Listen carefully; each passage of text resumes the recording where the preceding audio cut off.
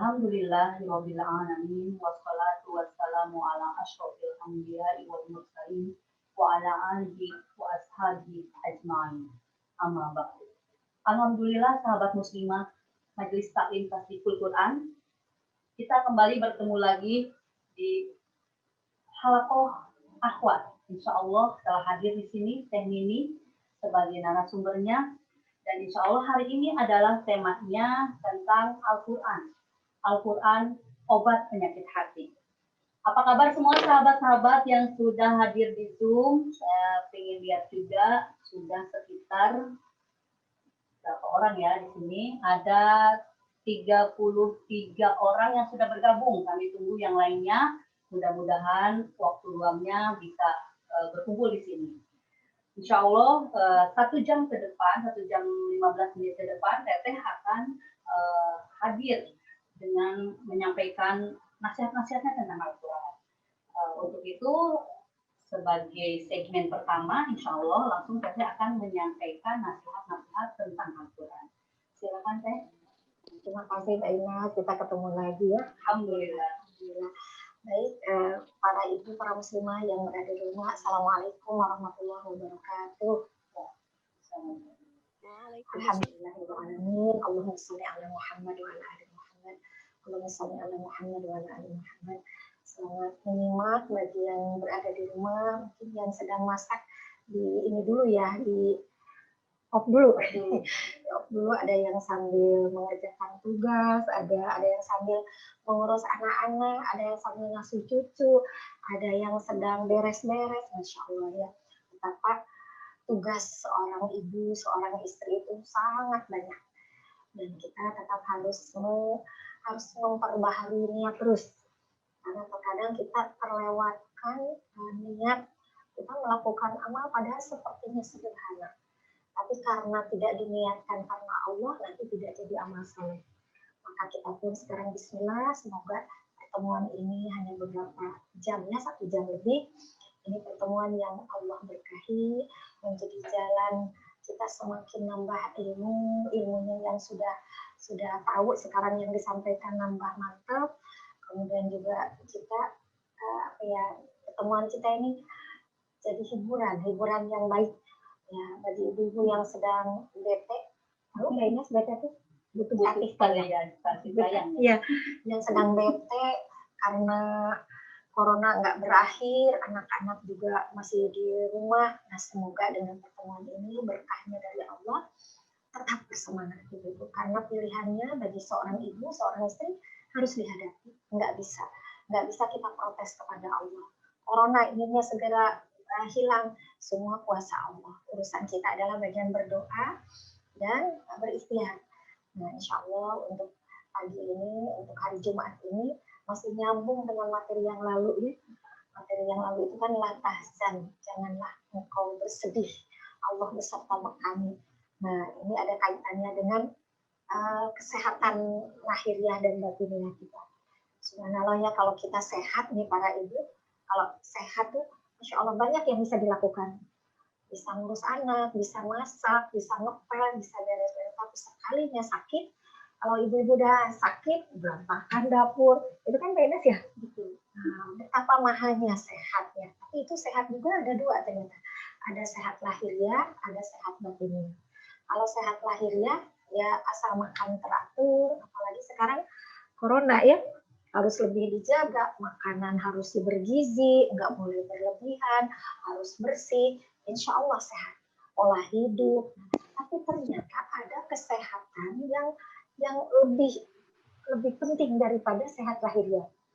Nah, katanya sekarang tuh orang bunuh diri itu banyaknya bukan karena sakit lahiriah, bukan karena sakit jantung, bukan karena sakit paru-paru, tapi mereka karena sakit batiniah, yaitu stres, ya depresi, nggak siap menghadapi tantangan hidup, sehingga dia bisa bunuh diri. Nah, artinya ini betapa pentingnya kita menjaga kesehatan batiniah. Dan ini menurut penelitian juga, yang sehat lahiriah itu ternyata tergantung dari sehat batiniah. Jadi kalau hatinya bahagia, gitu, walaupun rumahnya sederhana, apalagi rumahnya bagus ya, dia penuh syukur, rumahnya bagus, wah itu mah nggak sempurna. Tapi ada orang yang rumahnya sangat-sangat sederhana, tapi penuh syukur, sehat, nggak iri ke rumah yang bagus di sebelahnya. Sekarang lagi musim corona, kan mungkin penyakit batin di situ akan tumbuh bagi yang apa? Bagi yang tidak terlalu kaya, yang miskin, nggak punya tabungan, iri kepada yang tabungannya miliar-miliar, udah cukup untuk sekian tahun walaupun tidak usaha, tapi dia iri. Nah, itu penyakit batin yang dirasakan oleh orang yang iri kepada orang itu lebih berbahaya dibanding dengan sakit lahiriah, dengan jantung dan sebagainya. Tapi orang yang batiniahnya sehat, itu insya Allah nanti lahiriahnya sehat. Tapi kenapa ada orang yang ya dia ahli tahajud, ahli baca Quran, tapi tetap sakit. Itu beda. Kalau itu seperti Nabi Ayub. Nabi Ayub itu solehnya Masya Allah, ridho, tapi tetap sakit. Itu mah kasih sayang Allah. Nah, maka sekarang ini sekali kita berbagi, ya bagaimana caranya untuk menyehatkan batiniah kita itu. Kalau untuk lahiriah udah bagian dokter lah, bagian ahli gizi gitu. Tapi kalau untuk batiniah kita ini, kan kita nih yang menyehatkan, hakikatnya Allah yang menyehatkan. Nah, ternyata ada obat yang sudah ada di Al-Quran. Ini obat batiniah ya, obat batiniah, obat penyakit hati, yaitu Al-Quran yang ada di rak kita. Yang kadang kalau nikah juga, mas kawinnya Quran ya, sampai warnanya aja emas-emas. Saking terlalu bagus ya Qurannya disimpan di rak.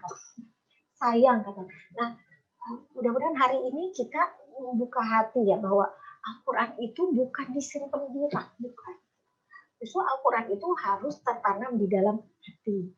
Nah, sekarang bagaimana kita mengobati penyakit hati kita? Penyakit hati kita itu kan tadi gelisah, khawatir, terus apalagi iri ke tetangga yang tabungannya banyak gitu. Terus ibu-ibu iri ke tetangga yang maaf ya, karena banyak uangnya jadi perawatan sampai wajahnya teh glowing. Kok saya mah norok tok, namanya apa, kokoloten, uangnya nggak ada beli pemutih langsung seminggu dorok-dok, maaf ya. Wah, ini kenapa? Terus iri, kan itu tuh penyakit hati. Kalau iri itu terus tertanam di hati, terbayang gitu, akan nambah sakit. Nah, itu ada zaman Rasulnya dulu Abu Jahal ya. Ternyata Abu Jahal itu dia meninggal itu bukan karena penyakit lahir ya, tapi karena sangat dendam kepada Nabi Muhammad SAW. Jadi orang yang berpenyakit batin gitu, itu karena orang pada berpenyakit lahiriah nanti sampai ke kematian. Sebenarnya kita pengen cerita tapi kepanjangan mungkin ya. Kan ada ya ceritanya gini, ada seorang ibu nih. Apa ya, ada ibu-ibu nih, 2 ibu-ibu. Jadi musuh dalam selimut. Ke pengajian bareng gitu ya. Pokoknya ke mana bareng. Tapi ternyata ibu yang A ini orangnya berpenyakit hati, pendengki. Kalau yang B mah lempeng dia. Jadi kalau ke pengajian bareng gitu sama-sama. Pas pertama berangkat ke pengajian, kan naik sepeda tuh. Ya sekarang kan lagi musim sepeda. Ibu yang satu diajak naik sepeda. Tapi ibu yang pertama ini kan berdengki. Padahal mau sama ibu yang kedua berangkat. Pas berangkat ke pengajian, ibu yang pendengki itu, kapan ya saya beli sepeda kayak ini. Senang wajahnya, tapi hatinya perih. Akhirnya ketika temannya ini punya sepeda baru, dia itu jadi flu. Sebulan kemudian, nah, jadi punya motor, katanya si ibu yang kedua teh, motornya motor bagus. Kan tadi udah sakit flu tuh si pendengki. Pas udah naik motor, ternyata dia iri lagi. Nambah itu, jadi sakit. Tadi apa? Flu, hepatitis. Udah hepatitis sebulan yang akan datang, ternyata ibu yang ini beli mobil. Atau ibu yang pertama ini nambah berpenyakit hatinya. Nambah, udah hepatitis jantung. 1, 2, 3, itu penyakit. Bayangkan, penyakit hati jadi penyakit jantung. Nah, yang terakhir katanya, itu si ibu itu punya rumah, mobilnya bagus, motornya bagus, sepedanya bagus. Diundang ibu yang ini untuk syukuran. Langsung si ibu itu pingsan karena berpenyakit hati dari dari Dengki itu, temennya itu pada satu pengajian nggak siap. Temennya ini beli sepeda, beli motor, beli mobil, beli rumah. Akhirnya dia masuk rumah sakit, stroke, dan meninggal. Nah, ini kan cerita itu ya. Betapa penyakit hati yang dimiliki oleh seseorang itu akan berdampak ke penyakit lahiriah. Dan itu bisa menghantarkan seseorang kepada kematian. Kalau penyakit ada dalam diri kita seperti enggak disadari, kita enggak mau mengobatinya, bayangkan. Hidup ini akan menderita. Punya rumah juga enggak akan bahagia. Punya mobil bagus juga enggak akan bahagia. Bisa jadi yang rumahnya ngontrak, tapi enggak pernah iri kepada orang, dia akan tetap bahagia. Nah, obatnya itu apa? Obatnya adalah membaca Al-Quran. Teteh saya di rumah Quran banyak, dibaca setiap hari, sehari one day one juice sekarang. Tapi kenapa tetap gelisah? Ada yang perlu diluruskan. Ada yang perlu diluruskan. Apa yang perlu diluruskan? Nah, jadi nanti kalau ya ini kan ada penelitian nih. Kalau membaca Al-Quran itu dari alunannya aja. Dari alunannya aja itu tidak sebanding dengan alunan musik yang sekarang lagi tren. Katanya di luar negeri, kalau bayi ingin jadi bayi yang lembut, nanti coba dialunkan musik klasik katanya. Emang ada ya, naruhkannya yang lembut-lembut. Nah, alunan ayat Al-Quran itu tidak ada notnya. Coba kalau ini rush misalnya, nahawan, itu nggak bisa dibikin. Tapi kan itu alamiah gitu ya. Masya Allah, itu kan menenangkan hati. Orang yang sedang sakit, didengarkan musik yang lembut. Al-Quran itu nggak bisa disamakan dengan musik. Itu akan ada alunannya. Makanya nanti ibu-ibu kalau sedang kesal ke orang, ke tetangga iri apa, udah baca Al-Quran. Al-Fatihah aja, nggak usah yang susah-susah. Tapi bacanya, coba dinikmati alunannya. Kan duduk-duduk ini ya. Coba. Bismillahirrahmanirrahim. Alhamdulillahirabbil alamin. Terus anak mau tidur dibacain sama ibunya. Boleh mau lagu Nina Bobo. Nina Bobo. Kan jadi Nina Bobo. Aku bukan namanya bukan Nina. Coba kalau pakai baca Quran, tapi bacaannya yang suara yang terindah yang dimiliki ibu itu akan beda. Nah, jadi ayat Al-Quran yang akan mengobati kita itu dari alunannya dulu, dari yang sederhana. Tidak harus yang pakai kiro yang malah jadi tegang, enggak. Pokoknya kadang dari kampung ibu-ibu yang ya di kampung nggak ada lagu namanya juga, tapi dengan hati gitu. Nah, jadi dari alunan. Terus dari alunan yang kedua dari apanya ketika membaca Al-Quran. Nah, ini yang mungkin kita belum ada pada diri kita. Kenapa Al-Quran belum jadi syifa? Nah, belum jadi syifa, belum jadi obat penenang hati. Karena Quran belum dipahami oleh kita. Makanya sekarang sedikit-sedikit ya bismillah, karena ini tasdikul Quran ya. Nah, ini semoga media ini membantu kita, ibu-ibu yang sibuk nggak bisa datang ke majelis taklim, ya syukur kalau ada majelis taklimnya ya. Ibu bisa mendapatkan ini gimana ya caranya untuk nambah paham ayat Quran dari mulai yang mudah. Misal ibu-ibu tuh yang lagi kesal dengan rezeki yang tidak mencukupi ya. Kalau mau belajar bagaimana nikmat dari Allah masih melimpah dalam bentuk yang lain, bacain Ar-Rahman. Fabi ayyi ala'i rabbikuma tukadziban. Aduh, saya tuh marah sama Allah tuh. Kenapa di musim corona ini uang sekarang udah habis? Padahal nikmat Allah yang lainnya melimpah. Masih bisa kumpul sama anak-anak, masih bisa ibadah. Jadi ketika ayat dibaca dengan nada yang enak sambil kita fakuri, ya Allah, betapa saya itu malu sama Allah, masih kurang syukur dengan nikmat yang lain yang Allah berikan kepada saya. Nah, itu yang akan jadi obat. Jadi baru 2 tadi ya.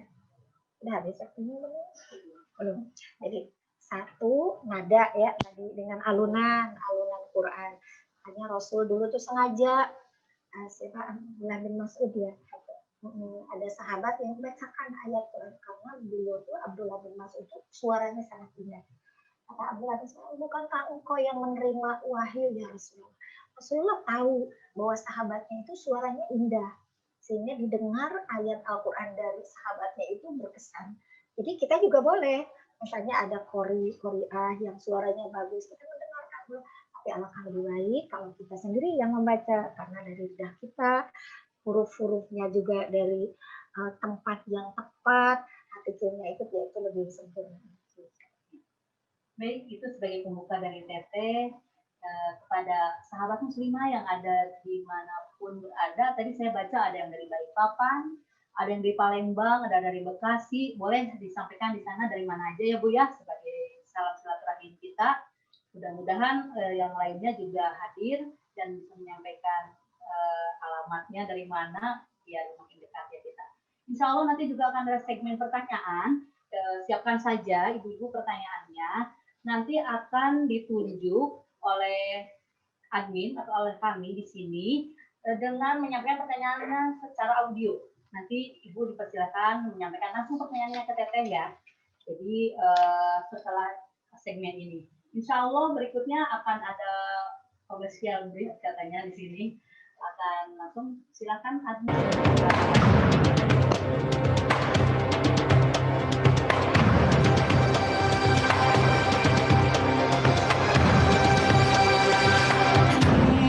Ada kategorisasi hati itu, ada hati yang mati. Pertama ada hati yang bersih dulu, hati yang mati dan hati yang sakit. Nah kita mungkin membahas yang sakit ini ya, karena obatnya untuk hati yang sakit ini.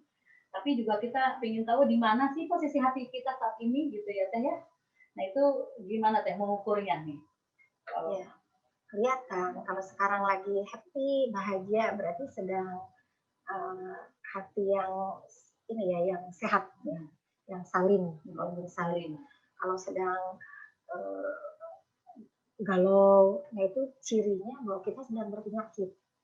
Nah kalau udah hatinya mati, nah itu yang parah ya. Insya Allah kata nggak sampai sakit yang hati yang mati, tapi paling sakitnya ada yang parah, ya kayak yang tadi kan yang sakit dengki itu sampai meninggal gitu kan biasa ceritanya. Itu udah parah sekali, makanya ketika kita ada kegalauan itu harus alarmnya harus nyala gitu. Aduh ini apa ini yang kurang ya? Aduh oh iya, saya iri nih kepada teman saya yang punya mobil baru, yang anaknya sukses semua, saya anaknya agak aduh apa nih yang harus saya lakukan? Saya harus membaca oh apa wudhu, kemudian udah gitu. Kalau nggak zikir ya baca Quran, kalau nggak baca Quran zikir, terus sambil baca Quran yang mudah aja. Nah sekarang kayak gimana kalau misalnya kita tenang-tenang aja nggak ada masalah. Ya, sekarang program kayak cas kita, jangan nunggu galau ya, jangan nunggu ada masalah.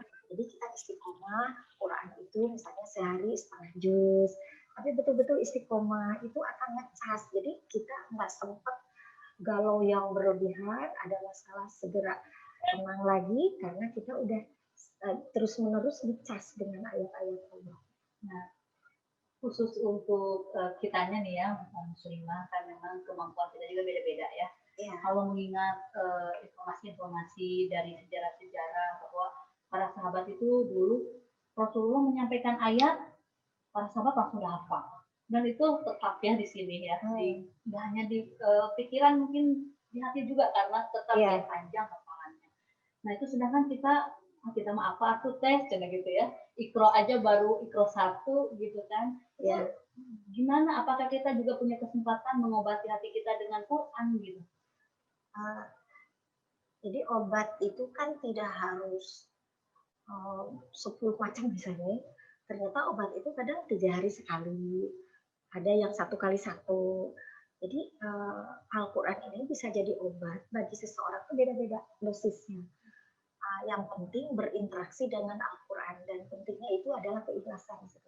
Kenapa? Mohon maaf ya, misalnya ada orang yang menghafal Quran, hafal dia 25 juz gitu.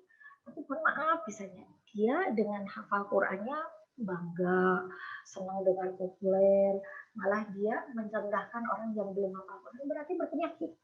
Tapi maaf, bukan berarti tidak boleh menghafal Quran, bagus menghafal. Tapi bagaimana ketika menghafal Quran, hafalannya banyak, ini harus menjadi rem buat seseorang yang menghafal Quran, harus lebih bisa menghargai orang, harus lebih bisa tawadu bahwa yang membuat saya hafal juga Allah yang memberi. Nah, Jadi seperti tadi yang Mbak Ina sampaikan, masing-masing itu beda-beda kondisinya. Ada yang misalnya dia beradaptasi Qurannya sehari bisa 3 juz, ya itu silakan kalau dia bisa. Tapi saya mah nggak bisa teh. Sehari seperti dulu, ingin seperti zaman Rasul misalnya alasan video. Hari ini pokoknya saya mah cuma pengen ini aja Al-Rahman, karena suka gitu. Kenapa semua mau Al-Kahfi aja gitu. Nah, Al-Kahfi juga ibu-ibu itu kan malam Jumat, hari Jumat. Ini ada bukunya di promosi ya. Ini ada bukunya. Ini bagaimana ayat-ayat pilihan. Jadi boleh silakan. Yang penting dia itu menikmati apa yang dibaca sehingga dari bacaan itu benar-benar jadi obat batin kita. Daripada dipaksa ngejar target misalnya sehari 2 jam tapi nggak ada yang nyentuh ke hati. Ya tentu yang bagus itu ya banyak tapi menyentuh hati. Nah kalau mau pilih tadi kata Mbak Ines masing-masing beda-beda kondisinya. Saya mau Ar-Rahman. Bahkan mungkin Ar-Rahmannya enggak semua. Saya mau Al-Kahfi. Cuman 10 ayat pertama. Maka Allah ternyata surat Al-Kahfi itu di sini atau siapa yang membaca surat Al-Kahfi akan menjadi cahaya baginya pada hari kiamat dan tempat tinggalnya hingga dan siapa membaca 10 ayat terakhir dari surat Al-Kahfi lalu Dajjal datang, Dajjal tidak akan membahayakannya. Dijauhkan dari Dajjal hanya 10 ayat. Tapi ketika membaca 10 ayat itu tartil gitu kan. Terus udah gitu syukur kalau bisa baca tafsirnya. Sekarang banyak sekarang fasilitas untuk bisa mendapatkan ilmu memahami ayat-ayat itu tinggal mau ada di YouTube, tapi bagusnya ya di tafsir yang sudah ada, terus sudah diterjemahkan kalau kita nggak paham bahasa Arab. Kemudian ditafakuri, kenapa ya dilindungi Allah dari Dajjal? Karena di situ di surat Al-Kahfi 10 ayat pertama ada perlindungan Allah, contohnya kepada Ashabul Kahfi dulu. Seorang pemuda yang menjaga tauhidnya oleh Allah dilindungi di gua. Nah, itu kita apa? Bukan berarti kita sekarang harus cari gua, bukan. Kita harus membentengi diri sebenarnya Ashabul Kahfi dulu di dalam gua. Kemudian jangan terpengaruh dengan kezaliman orang-orang yang ada di sekitar. Ini sekarang lagi ada info-info ya, yang pergaulan bebas bisa dilakukan di mana aja, udah nggak malu lagi punya KTP-nya Islam. Itu kan nggak membentengi dirinya dengan budaya-budaya dari luar yang menghalalkan apa aja. Nah sekarang apa nih untuk benteng kita? Kita anak-anak keluarga dengan membaca surat Al-Kahfi. Itu kan nggak banyak deh, 10 ayat banyak, 10 ayat tapi benar-benar gitu. Nah itu yang akan jadi syifa, itu yang akan jadi sifat. Bacaannya membuat kita tenang, maknanya menjadi apa ya? Menjadi penenang gitu, penggembira. Ya, terus nanti ada namanya nakut-nakutin bukan nakut sih supaya kita tuh oh iya ya dunia itu hanya sebentar, nanti akhirat yang harus dipersiapkan itu kan obat juga. Kalau pusing dengan urusan dunia, kemudian Al-Quran tuh la yadkhulul jannah apa am hasibtum an tadkhulul jannata wa lamma ya'lamillahu alladzina jahadu, apakah engkau mengira engkau akan masuk surga padahal Allah belum melihat siapa di antaramu yang sungguh-sungguh dan bersabar. Jadi ketika ibu-ibu dapat ujian dari anak, ujian dari harta, ujian dari mertua misalnya, oh iya ya untuk dapatkan kemuliaan di sisi Allah nanti di akhirat ketika baca ayat itu nggak bisa dengan berleha-leha siapa yang paling sabar, saya harus ridho sadar itu ya. Nah itu ayat yang membuat kita menjadi sehat. Ya berarti kan memang harus interaksi ya Teh. Nah interaksi di situ ya. Baik, ini juga sudah bergabung dengan kita dari Singapura, dari Pekanbaru, dari mana lagi saya belum ada baca lagi nih. Baik, kita buka untuk pertanyaan langsung secara audionya nanti dibuka oleh admin. Tapi saya harus milih kira-kira yang akan bertanya boleh mengangkat tangannya.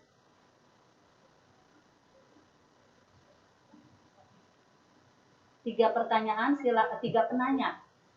Silahkan. Di segmen 3 nanti kita pertanyaan lagi, tapi siap-siap saja. Mari kita lanjutkan untuk diskusi ini karena belum ada juga yang masih butuh penerangan lebih jelas lagi tentang bagaimana sih kadang kita juga ya gitu udah baca Quran gimana prosesnya sih bisa jadi obat gitu kan Al-Quran itu. Nah, dalam Al-Quran itu kan teh ada basyirun katanya, ada kabar gembira, ada nazirun, ada apa peringatan gitu. Tapi kadang kita pengennya tuh nerimanya yang gembira-gembira aja, yang tentang surga, tentang pahala, tapi abai dengan tentang peringatan-peringatannya gitu. Nah, gimana ya biar kita itu bisa seimbang untuk mempelajari Al-Quran? Ya. Ini katanya suaranya kurang jelas ya, Teteh. Sekarang gimana? Oh iya, ya memang masih ini ya, masih terus perbaikan ya, Teh. Ngeluh-ngeluh ya. Ya dikira-kira aja ya. Insya Allah ke depan mudah-mudahan suaranya bisa lebih jernih. Kenapa ya kita lebih suka kalau baca tuh yang Ar-Rahman, kan ada yang itu yang jannatan ya, ada 2 surga, bidadari hurun maksuratun fil khiyam yang itu. Nah, padahal di sebelahnya itu sebelumnya itu neraka tentang ngerinya. Nah, jadi kita dalam Islam itu harus seimbang. Jadi seperti kehidupan kita ini kalau senyum terus, aneh kan, itu orang gila. Film itu ramai itu kalau variasi. Ini ada penjahatnya, ada yang menyenangkannya, ada yang menyedihkannya, itu film. Nah, jadi dalam kehidupan kita ini sebagai orang beriman, kalau baca ayat itu semua baca. Makanya sebaiknya ya kita kalau sudah terbiasa bacanya dari awal gitu ya, diurut sambil baca artinya ya, dengan kemampuan kita aja dulu yang sederhana gitu. Oh, ini ada cerita surga, ini cerita neraka. Nah, biasanya itu disandingkan malah. Habis cerita orang beriman, jannat, tajri, nanti teh orang kafir ya, nar, itu diseimbangkan supaya apa? Ada khauf, ada roja. Jadi ketika baca tentang neraka, ada rasa takut, ya Allah takut saya melakukan maksiat, nanti masuk neraka, itu bukan hadiah, balasannya neraka. Nanti ketika baca tentang surga, senyum-senyum gitu ya. Ya Allah, indah banget bidadari nanti gitu ya. Mukhalladun gitu. Pemuda-pemuda yang berwajah tampan gitu. Terus itu kan menyenangkan. Terus mikir, ya Allah, ternyata Allah tuh baik ya. Buat orang yang berbuat baik itu akan diberikan hadiah yang menyenangkan nanti di akhirat. Jadi seimbang. Makanya sebaiknya nanti kalau udah biasa baca semuanya gitu, semuanya diurut dari awal sampai 2 bulan sekali hatam, 3 bulan sekali hatam, bukan hanya hatam Arabnya tapi baca artinya. Biasanya kalau yang sudah biasa baca artinya ini tadi suka penasaran, tanya kepada ulama, tanya kepada ustadz-ustadzah, ini artinya apa, maknanya apa ya aplikasinya dalam kehidupan saya. Insya Allah itu yang akan jadi obat. Makanya 3 tadi, ditambah 1 tadi alunannya, bacaannya, huruf-hurufnya, itu akan jadi obat. Yang kedua adalah memahami ya. Jadi kan hiburan. Nah, yang ketiga itu amal dengan Quran. Itu yang akan jadi obat. Contoh misalnya amal dengan Quran jadi obat itu apa? Ada ayat tentang orang tua. واخفض لهما جناح الذل من الرحمة وقل رب ارحمهما كما ربياني صغيرا. Peliharalah, sayangilah kedua orang tuamu yang sudah sepuh sebagaimana mereka menyayangimu dari sejak kecil. Kemudian doanya doa Rabbik firli, ya minta ampunan ya kan di situ. Nah, itu kan ayatnya terus ngingetin ke kita teh, ya Allah benar orang tua tuh dari kecil, saya dari sejak dalam kandungan dididik apa. Nah, actionnya gimana ya kan, nggak cukup hanya nangis, ingat orang tua dulu bagaimana melahirkan, ngurusin kita, kan kita harus action, harus berakhlak menjadi anak yang baik, anak yang bisa memperhatikan kebutuhan orang tua. Kalau bicara jangan membantah, kita tuh harus hormat ke orang tua. Nah, amal dari Al-Quran itu akan menjadi obat hati. Ya. Nah, ini tentang Al-Quran sendiri ya Teh ya, kan diturunkan dalam bahasa Arab tuh. Kira-kira kenapa ya? Kan yang lain itu saya nggak bisa bahasa Arab nih, apa ya? Kenapa sih suka ada pertanyaan gitu, kenapa punya bahasa Arab gitu kan? Ya, betul. Ini ada yang aneh juga, Mbak Ines. Kenapa ada orang Arab nih yang tinggalnya di Arab, lahir di Arab, tapi ketika mendengar ayat Quran nggak tersentuh juga. Padahal mengerti sedikit. Gitu ya. Orang karena hatinya tertutup. Tapi ada orang Indonesia, orang mana gitu ya, yang tidak bisa berbahasa Arab, tapi ketika membaca Al-Quran, mendengar Quran bisa tersentuh. Tentu yang paling sempurna adalah faham bahasa Arab, faham bahasa Quran, hatinya tersentuh.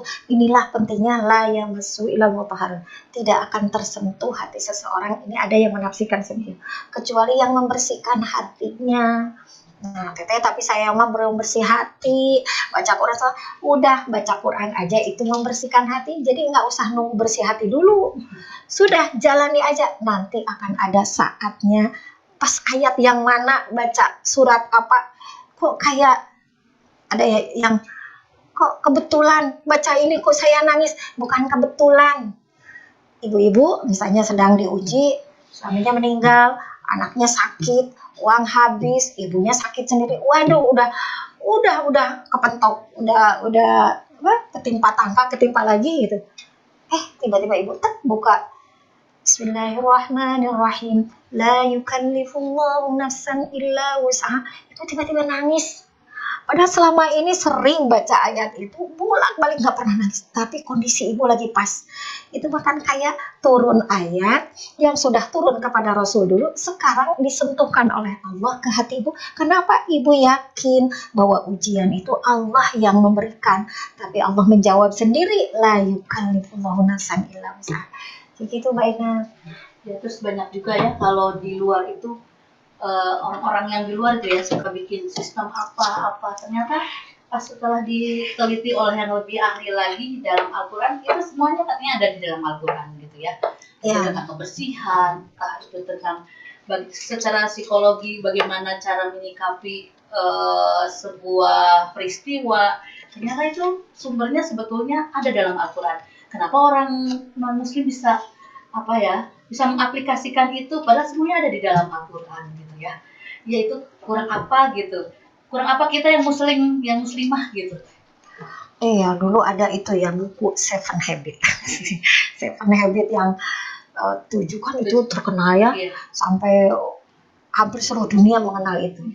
Itu kan yang menulis bukan muslim. Tapi isinya kok nurani gitu ya. Nurani. Nah, kenapa ya mereka bisa menulis sesuatu yang bisa diterima oleh semua orang? Karena setiap manusia, kullu mauludin yuladu ala fitrah kan. Semua butuh kebahagiaan, ingin menghadapi kehidupan itu dengan lapang. Itu mereka sama gitu. Cuman mereka kan tidak mengangkat Qurannya. Tapi mereka kan dari penelitian bahwa manusia itu ingin bahagia, nggak mau menderita. Nah, makanya udah itu kan ada La Tahzan yang Aida Al-Qarni, itu kan tipe-tipe Seven Habit gitu. Tapi kalau Aida Al-Qarni itu mengajak bahwa kebahagiaan itu tuh bukan hanya semata-mata dari penelitian kehidupan, enggak, dari psikologi ya gitu. Tapi kembali ke tauhid, kembali ke Quran. Nah, itu. Nah, makanya yang tadi ditanyakan Mbak Ines apa? Kenapa kita gitu kok kayak mengagungkan yang lain itu wah hebat, padahal itu semuanya ada di Al-Quran, kita nggak mengenalnya gitu. Iya, sekarang gimana supaya ketika kita membaca buku-buku nih, misalnya buku Seven Habit atau buku apa gitu yang barat-baratan, kita baca, tapi tetap harus memahami ayat Allah supaya ternyata Allah memberikan rahmatnya itu tidak hanya kepada orang yang beriman, kepada yang tidak beriman pun diberikan pemahaman. Kita ambil, banyak kita mau belajar bisnis ke Cina yang belum muslim, belajarlah. Nah, tapi sekarang kita punya benteng dulu, nggak boleh keluar dari jalur. Menurut Qurannya ini, hadisnya ini. Nah, nanti aplikasinya dalam kehidupan kita belajar dari non muslim kan ya apa-apa. Ya betul, emang semuanya ada di Quran, hanya mungkin keterbatasan kita memahami. Hanya sekarang untuk ibu-ibu, udah anak-anaknya jadilah dia seorang dokter. Nah, terus udah gitu jadilah dia seorang insinyur. Jadilah dia seorang pengusaha. Tapi tolong gitu, ajarkan konsep-konsep keimanan itu yang ada di Quran. Hanya sekarang lagi bermunculan, bukan alhamdulillah ya, anak-anak kecil-kecil hafal Quran, 7 tahun hafal Quran, dipahamkan dengan bahasa yang sehingga udah terbayang anak kecil dari kecil udah tahu akhirat, udah tahu surga, udah tahu neraka, nanti ke depan. Nah, nanti dia belajar ilmu ketika jadi dokter, tapi dokter yang untuk apa? Nah, visi hidupnya udah jelas dari kecil. Ini yang diharapkan para ibu. Semangat ini ibu-ibu.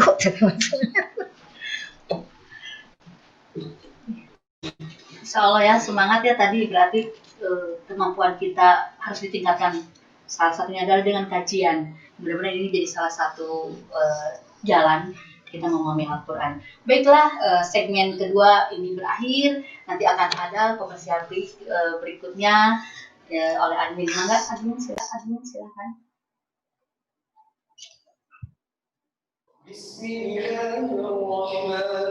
Assalamualaikum warahmatullahi wabarakatuh. Pondok pesantren kami namanya Pondok Pesantren Kalangsari yang ada di Desa Kondang Jajar, Kecamatan Cijulang, Kabupaten Pangandaran, Jawa Barat.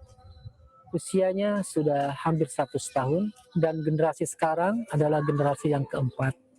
Alhamdulillah atas kerjasama, dukungan, support para pewakaf masjid kami sudah 75% selesai, dan saat ini santri-santri di pesantren ini ada sekitar 2.000 orang, sehingga dengan adanya masjid yang baru berdiri, insya Allah bisa menampung mereka. Dan setiap mereka memanfaatkan masjid ini, para santri yang menghafal Al-Quran, yang sedang belajar, beribadah, sholat, zikir, dan sebagainya, mudah-mudahan Allah membalas pada siapapun yang menjadi jalan berdirinya masjid ini. Yakinlah bahwa apa yang kita wakafkan untuk masjid ini akan mengalirkan pahala tiada henti. Walaupun suatu saat kita ada di alam barzah, pahalanya terus mengalir untuk kita semuanya. Semoga Allah memberikan jalan dan Allah memberikan kemudahan setiap urusan kita. Terima kasih kami ucapkan. Assalamualaikum warahmatullahi wabarakatuh.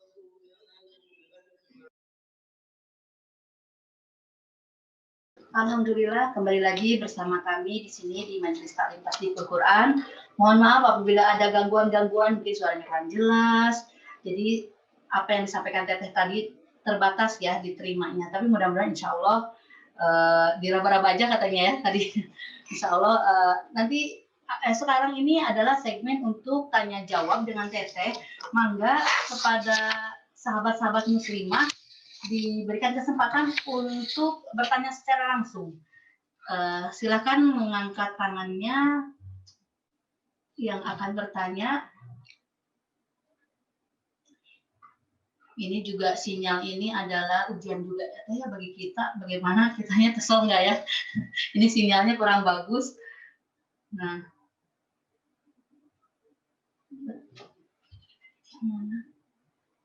yang paling atas ya. Tadi yang paling atas gitu. Baik.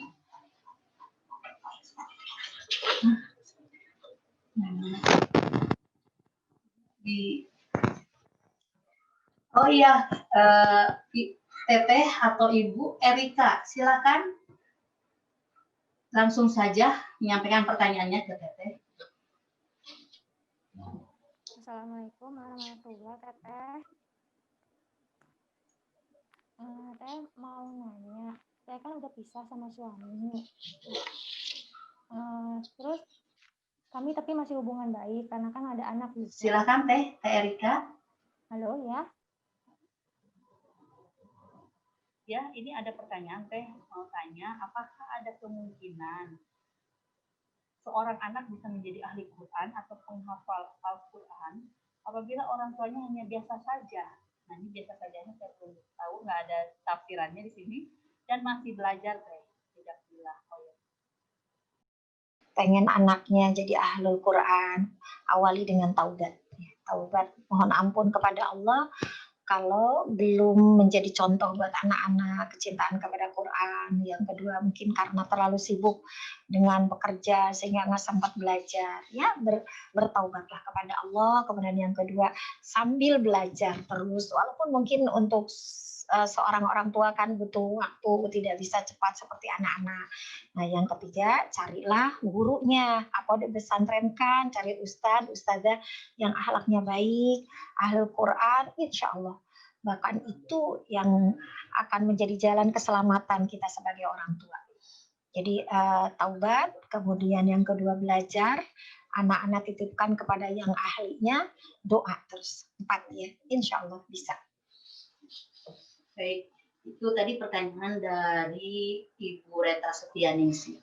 Nah ini juga ada permohonan doa itu dari Farel Gifari.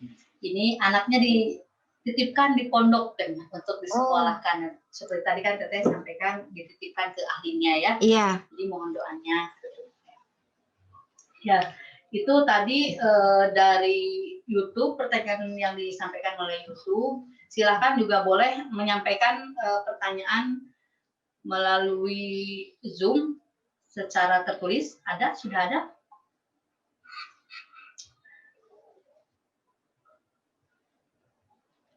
Nah, ini ada nih.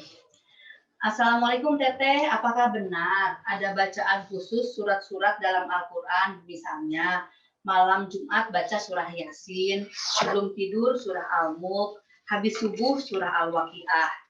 Mangga Teh. Ya, ayat Al-Quran yang manapun baik. Jadi silahkan bagi yang mau membacanya berurutan seperti tilawah gitu ya, hatam, nanti sebulan sekali hatam silahkan. Bagi yang ingin pilih-pilih ada, yang hadisnya ada, yang tadi yang surat Al-Kahfi itu ada hadisnya ya, Sahih. Ini di buku ini nih. Nah ini di buku, judulnya apa Mbak Inas?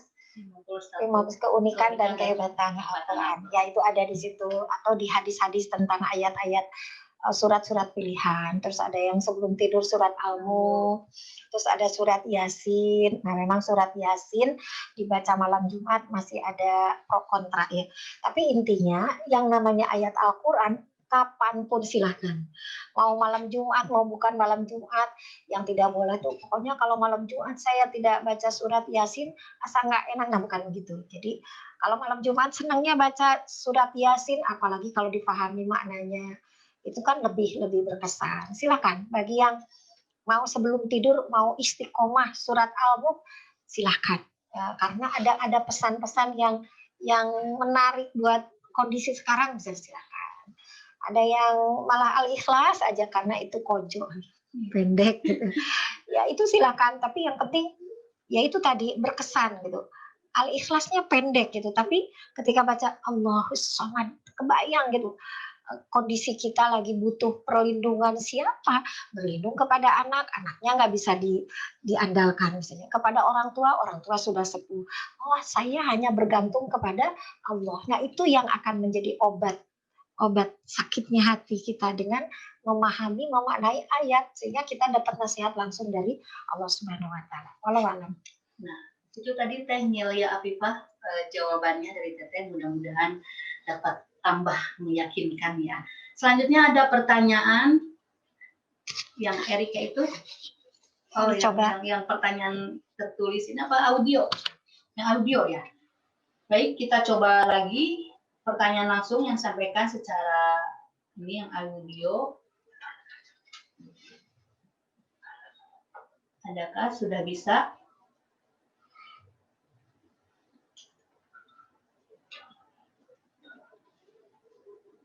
Ya, masih terkendala sambil menunggu atau gimana ini Bapak adminnya.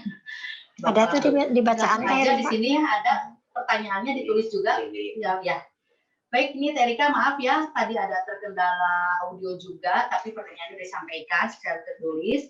Mau bertanya katanya Terika ini, qadarullah saya sudah menghilang ini tulisannya, boleh ditampilkan lagi Bapak admin?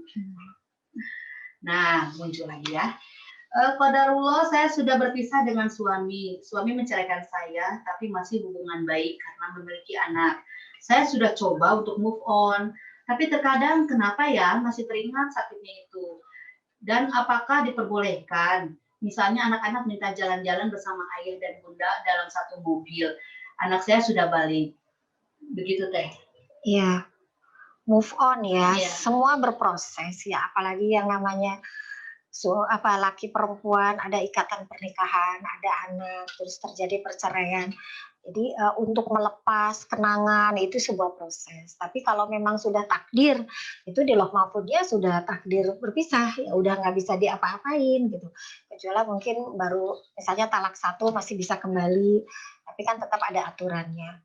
Kalau Teteh berpendapat tadi misalnya ya tetap ingin kebersamaan, lebih baik enggak ya, karena udah bukan mahram ya. Kalau sudah habis idah, udah pisah, terus bersama-sama, itu khawatirnya nanti mengundang fitnah ya.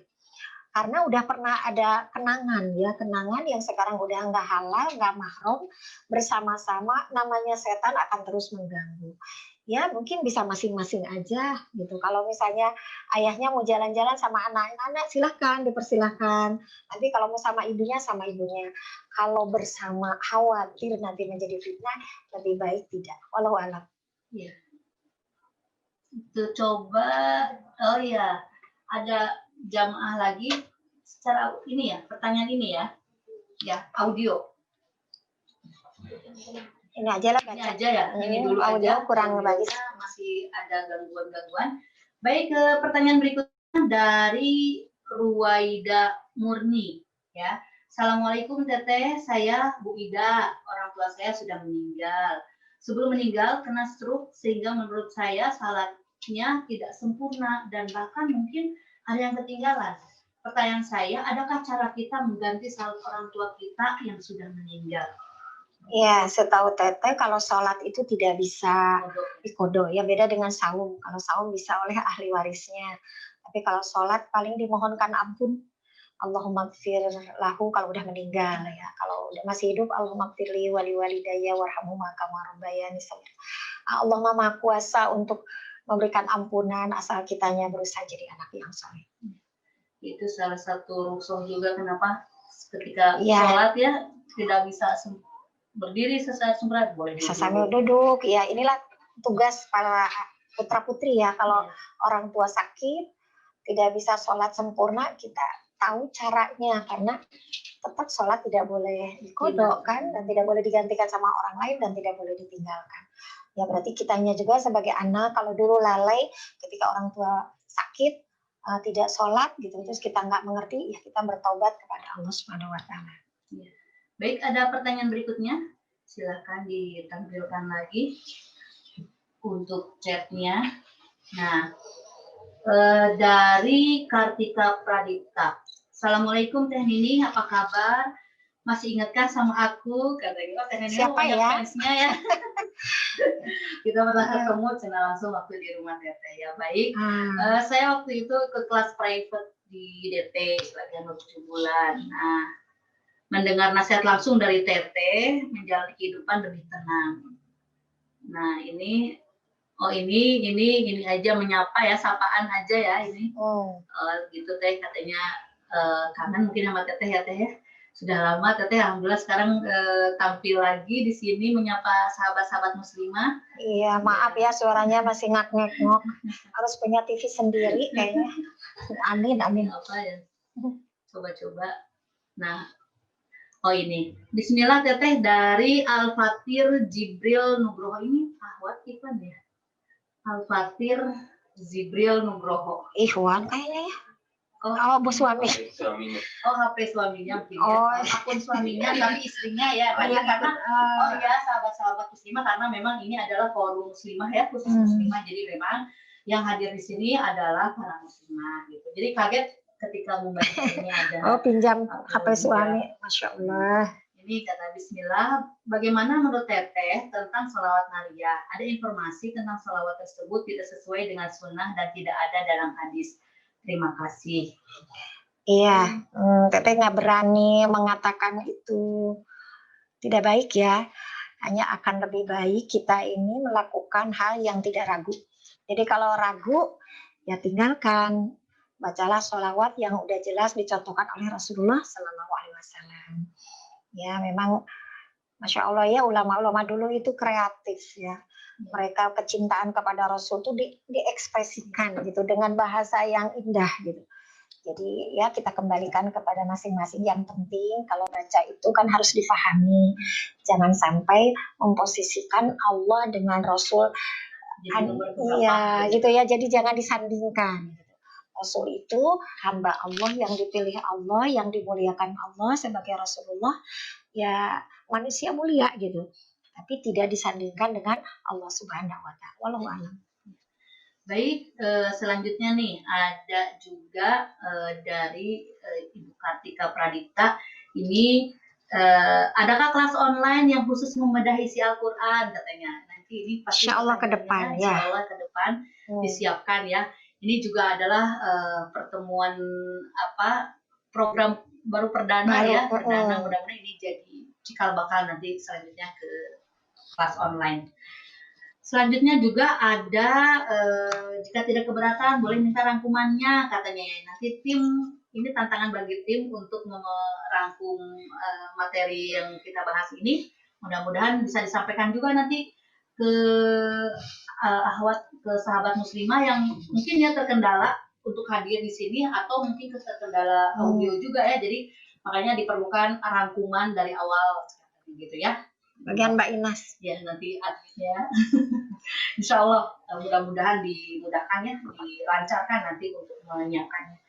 Terus ada lagi bawah lagi dari Ade itu mau menanyakan ini Ibu Ade. Assalamualaikum warahmatullahi wabarakatuh. Afwan Teh Nini mohon menanyakan manakah yang lebih utama, membaca Al-Quran dengan tadabbur atau membaca Al-Quran semuanya tanpa tadabbur? Mohon dijawab, jazakillah khair. Semuanya utama.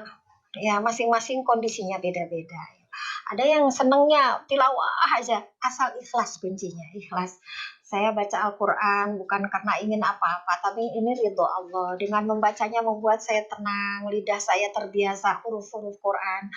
Nah, nanti ada kalanya pengen cuma satu ayat, tapi ditadaburi, baca tafsirnya, baca penjelasan ulama, bagaimana kekinian.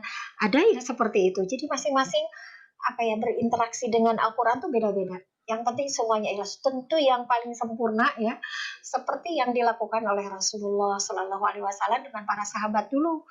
Mereka itu udah malamnya sampai bengkak-bengkak lututnya ya, kakinya. Saking itu kan baca Qurannya tartil, tidak baca tafsir ya, enggak. Jadi udah dengan sendirinya otomatis mentadaburi sendiri. Nanti di siangnya mendengarkan Rasulullah SAW menjelaskan ayat dengan hadis-hadis. Jadi kondisi kita ini beda-beda. Saya senangnya baca-baca. Saya pengen diseling-seling dengan tadabur. Ya ada tadabur. Ya tadabur ini memang butuh guru ya. Butuh, apalagi kalau namanya tafsir. Kalau tafsir itu harus ada ahlinya yang paham nahu, paham sorof, khawatirnya. Kalau kita mentadaburi sendiri, nanti kita salah memahami. Nah, tapi sambil menunggu ada gurunya online atau langsung, ya kita baca dengan keterbatasan ilmu. Ya Allah, Engkau yang memahamkan ayat ini kepada saya, karena ada ayat-ayat yang mudah dipahami. Silakan, bismillah. Baik, satu pertanyaan lagi sebelum mengakhiri segmen ini. Kemungkinannya bisa. Di sini ada dari Elva Nenda. Mau bertanya, saya punya saudara yang tiba-tiba bersikap kurang baik dan suka menjelek-jelekan saya dan suami di depan orang lain. Padahal saya dan suami tidak tahu apa sebabnya. Sedih rasanya. Padahal dulu saya dekat dengan saudara-saudara saya. Apa yang harus saya lakukan, Teh? Ini mungkin ada kaitannya penyakit hati juga ya? Iya, ada saudara yang menjelek-jelekan kita. Iya. Iya, ada kata-kata kalau orang zolim kepada kita itu sarana untuk memaafkan, tapi kita tak boleh zolim kepada orang. Oh itu kan indah hatinya ya. Inginnya kalau ada orang yang menjelek-jelekan kita balas dengan menjelek-jelekan lagi. Kalau itu mah draw, jadi salah gitu ya. Puas gitu. Apalagi menjelek-jelekan lebih menjelekkan lagi. Itu mah namanya draw. Jadi ada di Quran tuh surat Ali Imran ya ayat 134. Ciri orang yang takwa. Orang takwa itu kan orang yang paling mulia di hadapan Allah gitu.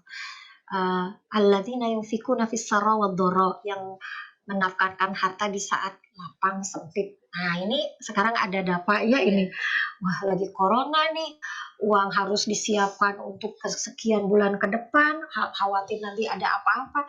Ini sedang diirit gitu.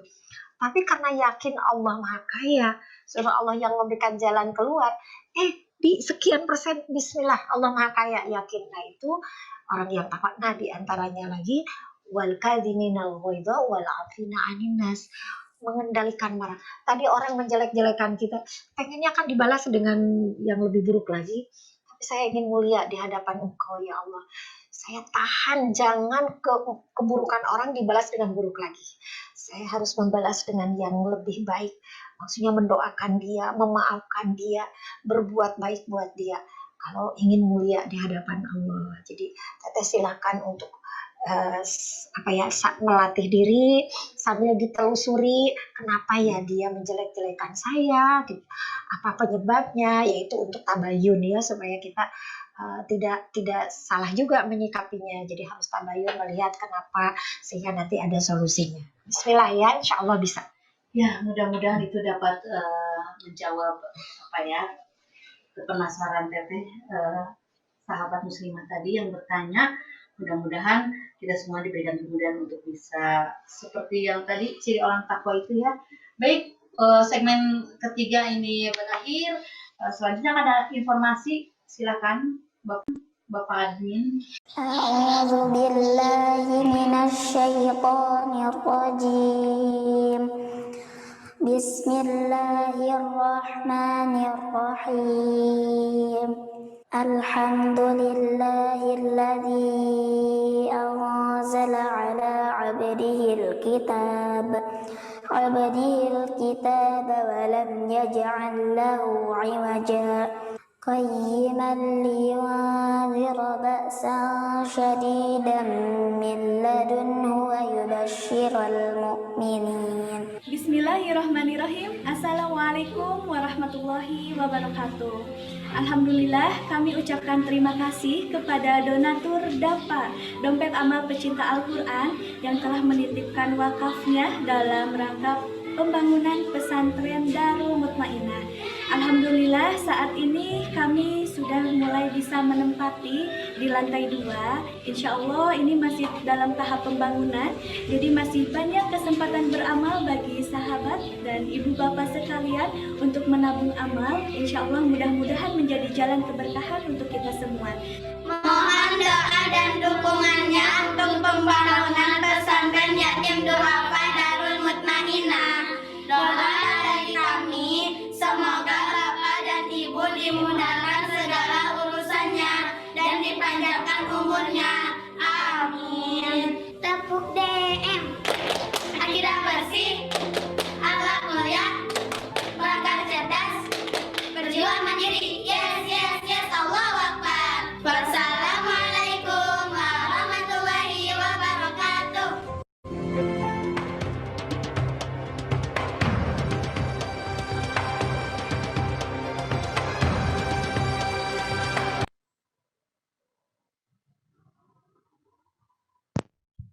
Kembali lagi bersama saya di segmen keempat ini. Insya Allah ini akan diberikan juga kesempatan untuk langsung bertanya kepada Teteh melalui audionya. Silakan angkat tangannya yang akan bertanya.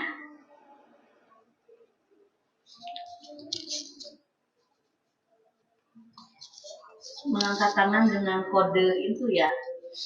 Ada ya.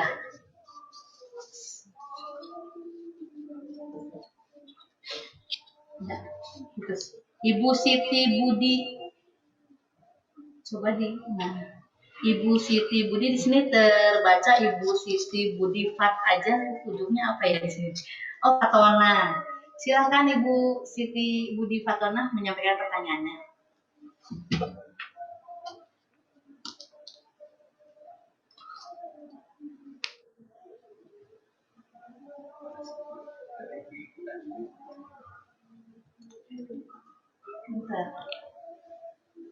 Silakan mengeklik audionya untuk aktif.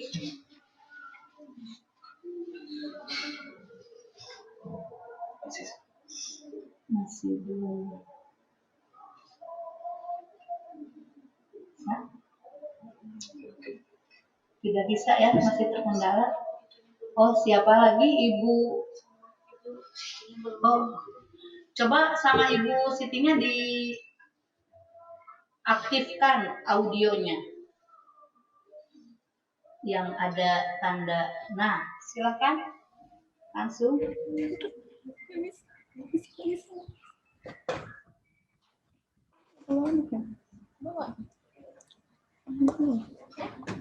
Aku mau aku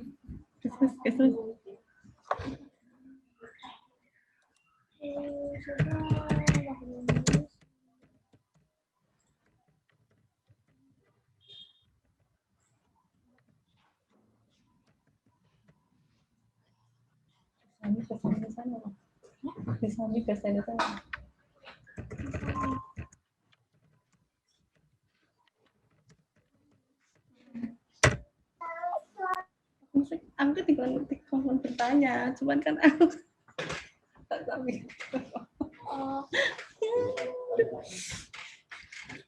Wajib.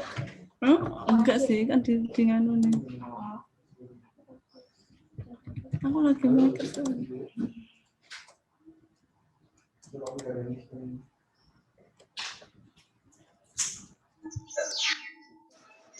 Baik, terkendala juga ternyata ya.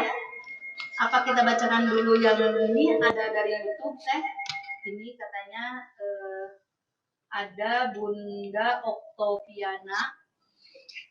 Assalamualaikum Bu Ustazah, saya Oktaviana dari Jakarta. Bagaimana memberikan semangat belajar Al-Quran bagi anak kembar?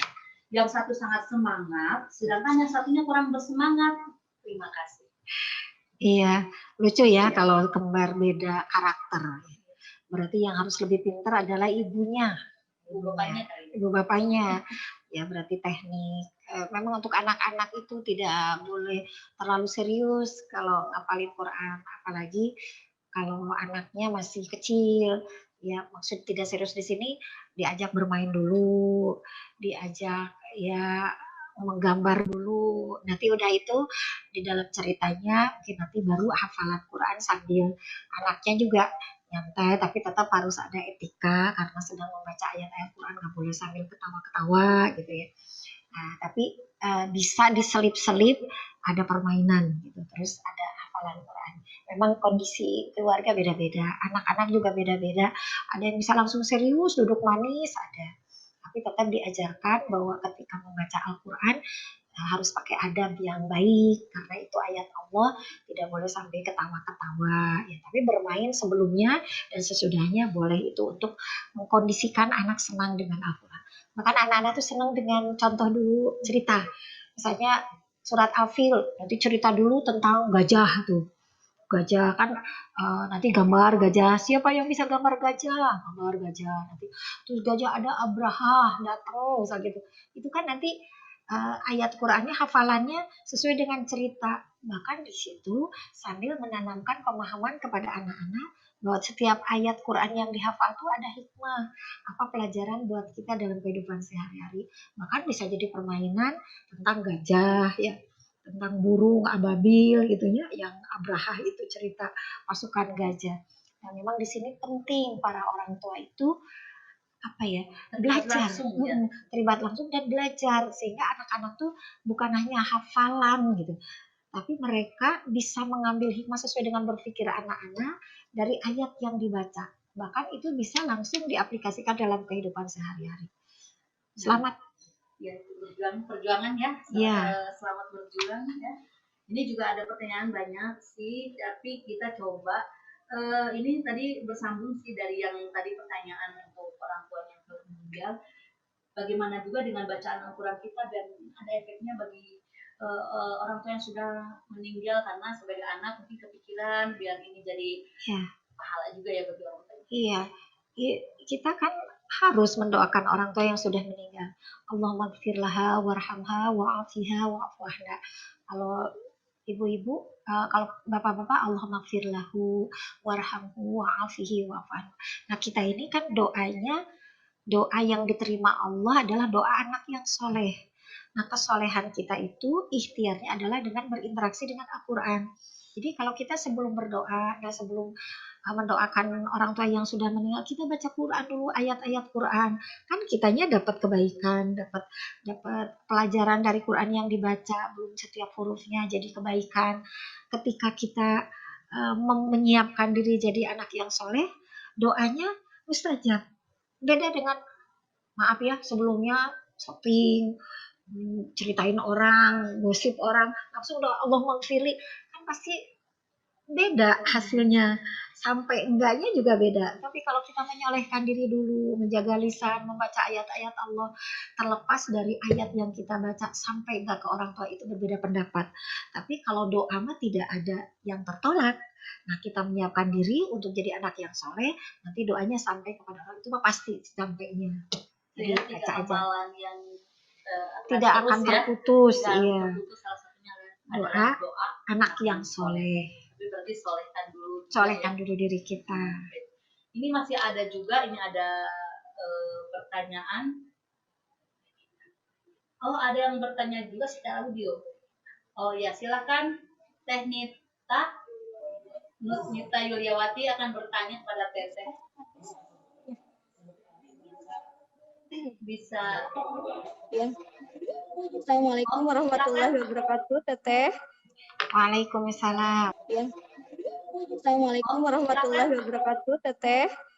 Waalaikumsalam. Iya.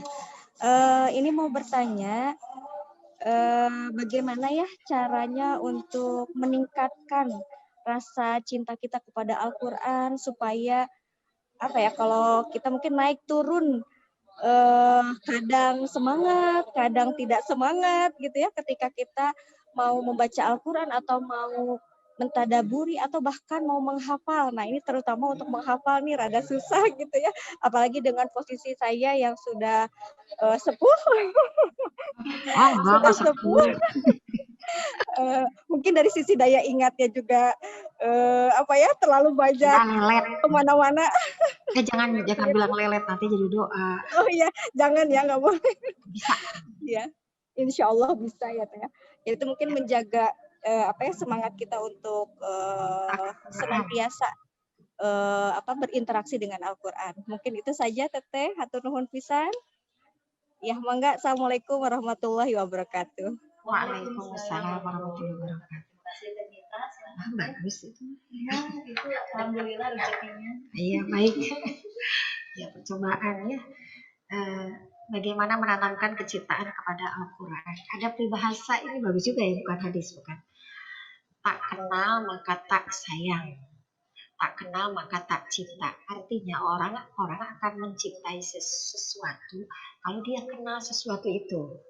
Nah, sekarang sudah aja, kalau belum ada cinta kita kepada Quran, banyak mendengar, banyak menyimak para penghafal Quran yang wajahnya sejukan gitu ya, akhlaknya baik, urusannya dimudahkan, padahal ujiannya berat, tapi kok seperti yang bahagia aja dengan kehidupannya. Itu sesuatu yang menarik gitu. Apa nih yang dimiliki oleh seseorang itu? Dia itu ternyata berinteraksi dengan Qurannya, seorang hafizah yang akhlaknya baik gitu, orangnya tuh tawadu. Nah, jadi ketika mengenal seperti kita ini membahas sekarang, ya harusnya kita nanti ada bintang tamu ya, siapa yang hafizah, yang akhlaknya mulia gitu, seneng lihatnya.